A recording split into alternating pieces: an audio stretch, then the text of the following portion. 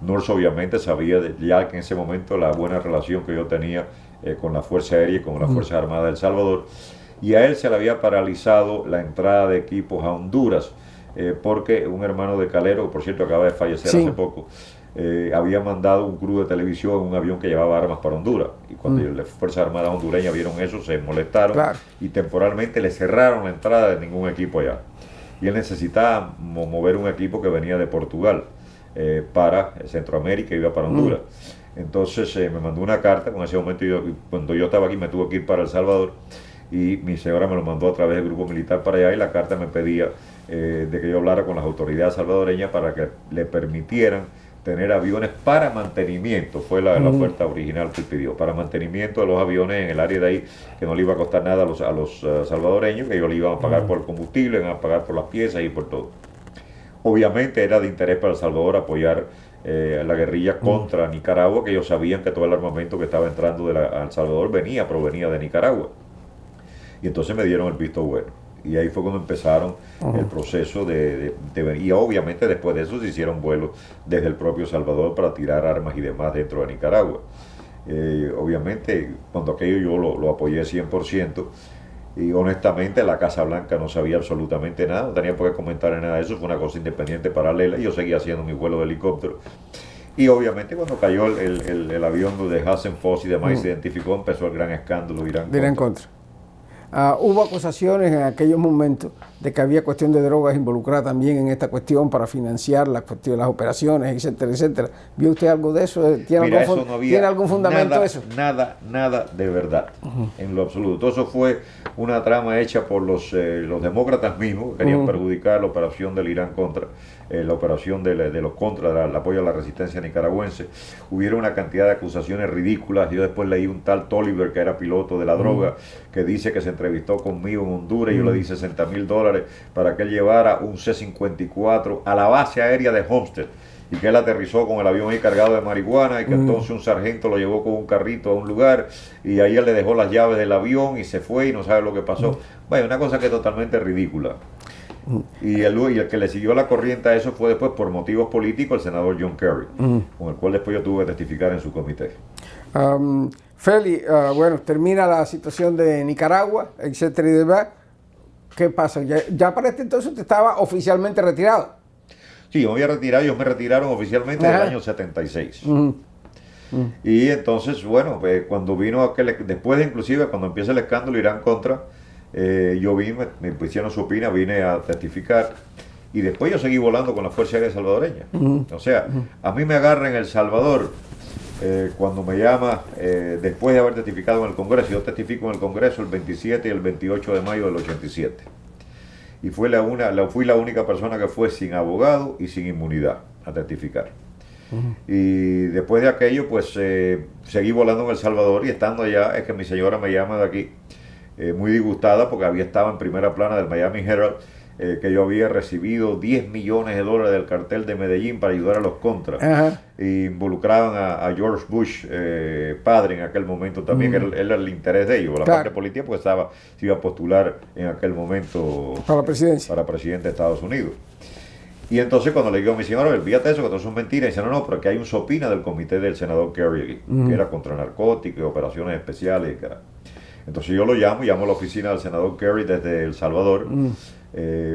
Sale uno de los asistentes de él y digo, mire, dígale al senador que no necesita un sopina conmigo, pero por favor que me mande el pasaje en Easter, que yo estoy haciendo un viaje. Entonces me mandaron el pasaje en Easter para venir a Washington. Vine a Washington, tuvimos primero una sección a puerta cerrada entre los asistentes del senador Kerry y los asistentes del senador Mitch McConnell, que era el contraparte de él en la minoría, en el Senado del comité ese. Cuando ellos todos escucharon lo que yo tenía que decir, el asistente de Kerry, un izquierdista extraordinario, se llamaba Jack Blum, cuando escucharon todo lo que yo tenía que decir, la gente de Mitch McConnell y yo pedimos un testimonio a puertas abiertas. Y la gente de Kerry dijeron que no, que tenía que ser a puertas cerradas. Ahí no había ninguna razón de hacerlo a puertas cerradas. Claro, si se hacía a puertas abiertas, todo lo que él había filtrado para perjudicar al vicepresidente se le venía abajo, porque se iba a ver que era mentira. Entonces el interés era que no saliera nada de esto público. Y lo hicieron a puertas cerradas. Y yo, pues, obviamente yo estaba extremadamente disgustado.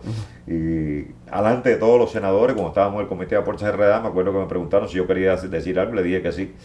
y le dije, senador, este va a ser el testimonio más difícil de mi vida. Ya había testificado en el Congreso. Me dice Kerry, ¿y por qué usted dice eso, señor Rodríguez? Digo, senador, porque es muy difícil contestarle preguntas a una persona que usted no respeta. Y yo no lo respeto a usted ni lo que usted está haciendo aquí. Ahí obviamente se me explotó, me dijo que porque él estuviera en desacuerdo conmigo, no era menos patriota que yo. Bueno, ahí tuvimos un choque fuerte. Bueno, cuando aquello terminó, él sabía perfectamente que no había, que todo era falso, era mentira.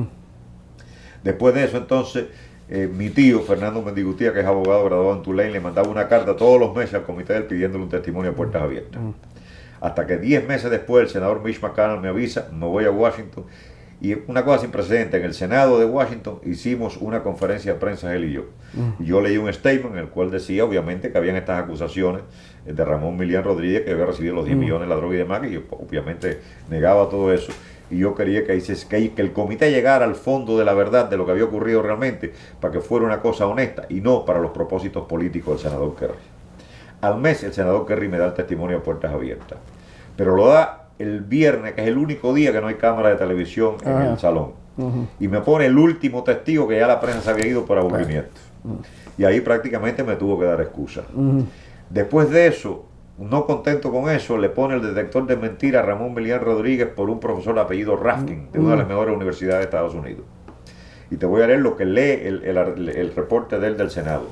La primera pregunta que le hace es que si Félix Rodríguez había solicitado 10 millones de dólares de droga. El tipo le dice que sí y dio Dicepti, que estaba mintiendo. Segunda pregunta, el tipo pregunta que si yo le había dado correo en Centroamérica para mover dinero para los contras. El tipo dice que sí, le dio que estaban mintiendo. Tercera pregunta, ¿en alguna forma el señor Rodríguez recibe algún dinero de la droga? El señor Milián Rodríguez se niega a seguir con el detector de mentiras. Ahora, tú agarras el reporte del Congreso. Primera pregunta, mentira, Dicepti. Segunda pregunta, Dicepti. Tercera pregunta, el operador no pudo determinar la veracidad de la pregunta. Pero no te pone que es porque se negó. Claro. Entonces tú lo lees y dices, oye, a lo mejor había algo en eso. Félix termina esa situación en Nicaragua, ya de ahí en adelante pues me parece que ha habido pues como un periodo de mayor tranquilidad. ¿Qué pasó después con su vida? ¿Regresa usted aquí a Miami?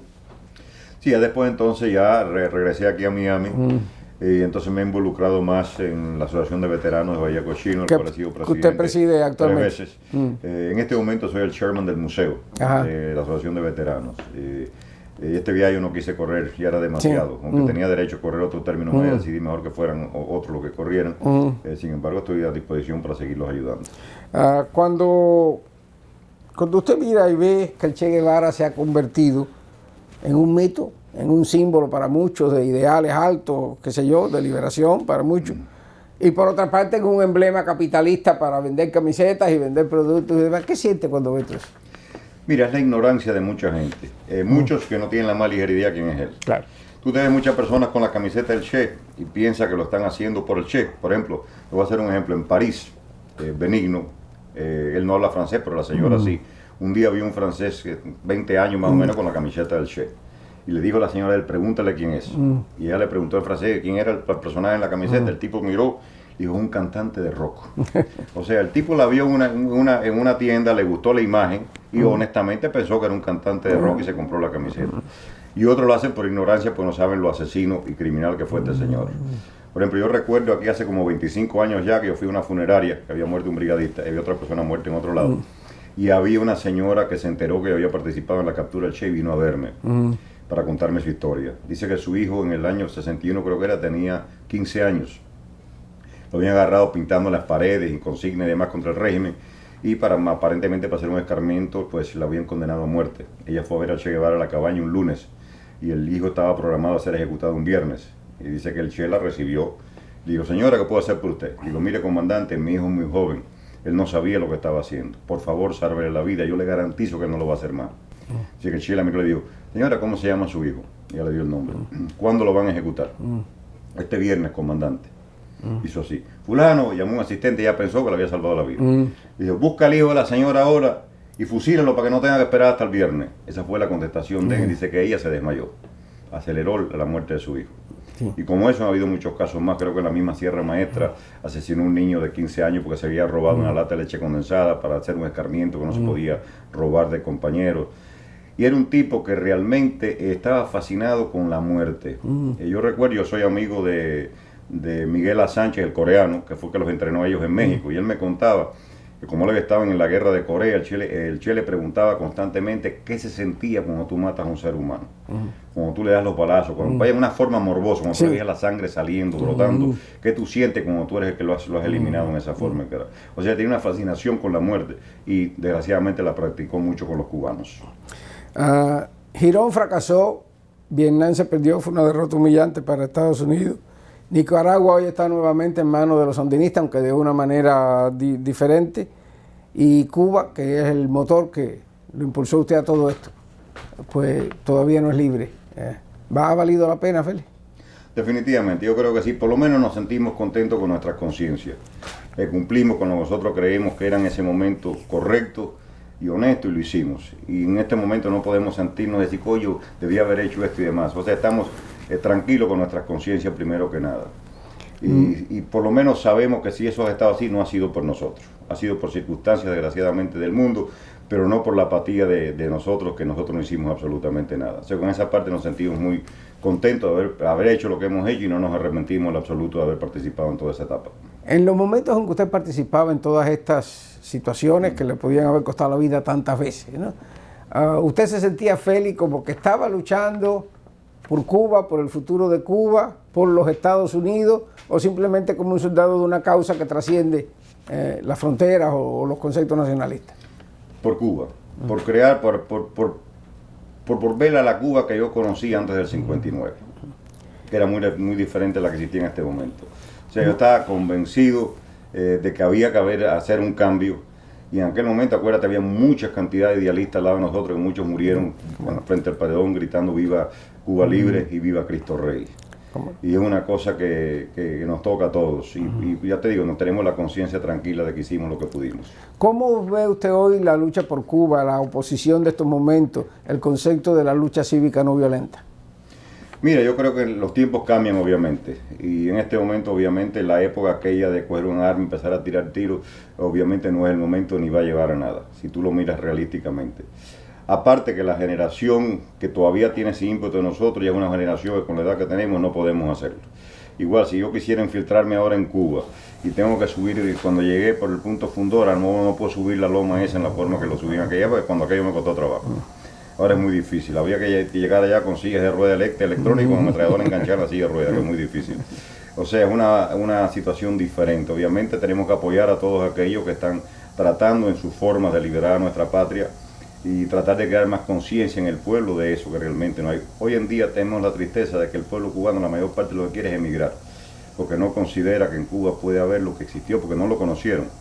Yo recuerdo, por ejemplo, dos muchachos jóvenes que vinieron, que la mamá de ellos trabajó con mi señora, y que ellos me preguntaban a mí insistentemente, ¿por qué tú quieres regresar a Cuba? Nosotros no entendemos eso, si todos nosotros lo que queremos es irnos de Cuba. Y yo le digo, bueno, que ustedes nunca conocieron la Cuba que yo conocí. En la Cuba que yo conocí, que ustedes no la pueden imaginar, ustedes en los supermercados aquí, que ustedes se maravillan que hay competencia de precios. Ahí había más competencia de precios cuando aquello, y sobraba la comida por todas partes, y podías hablar lo que te diera la gana. Era una Cuba feliz, diferente. A mí nunca se me hubiera ocurrido emigrar. Y si vas a mirar la historia, los emigrantes cubanos fueron mínimos en comparación a otros países. Claro. Y cada vez que uno salía, después de X tiempo, estabas loco por regresar a la patria, porque te sentías contento y feliz por lo que tenía, que este hombre ha quitado todo. Félix, ¿cuáles han sido los errores principales, a su entender, de Estados Unidos en el manejo de situaciones como la de Cuba, la misma de Nicaragua hoy, por ejemplo? Mira, en gran parte, acuérdate que cada país vela por sus propios intereses. Nosotros decíamos al principio, bueno, ¿por qué no terminar con Fidel Castro ya? Si de todas maneras esta gente tiene el poder de hacerlo. Cuando analizas la historia en el tiempo que pasó, Fidel Castro fue uno de los factores importantísimos para desbancar económicamente la Unión Soviética. Entre la guerra de las galaxias de Reagan y tener que mantener a Cuba a flote, la Unión Soviética se fue a la bancarrota y dejó de ser el poder mundial que hoy en día no es. Y Cuba tuvo muchísimo que ver en eso. Si ellos no hubieran tenido que mantener con millones de dólares diarios a Cuba, posiblemente se hubiera demorado mucho más el derrumbe de la Unión Soviética. Y yo creo que en aquel momento el gobierno americano tuvo la visión de ver que Cuba era un factor importantísimo en desbancar económicamente la Unión Soviética y llevarla abajo, que era uno de los objetivos principales de este país, y lo hicieron y efectivamente dio resultados. Cuando miras, y el exilio cubano, ¿en qué hemos fallado? Mira, el cubano es diferente a los demás y no es fácil poner todo el mundo de acuerdo. Claro. Pero yo creo que es un exilio que es admirable, que se ha mantenido con las mismas ideas de aquella época de la liberación de nuestra patria, sobre todo el exilio tradicional. Hay muchos grupos étnicos que han emigrado a Estados Unidos y que rara vez hablan de su país o vuelven de vez en cuando de vacaciones. Sin embargo, el exilio cubano es un exilio que permanentemente ha estado pensando en la libertad de Cuba y hoy en día sigue pensando lo mismo, y yo creo que eso es admirable de hacer.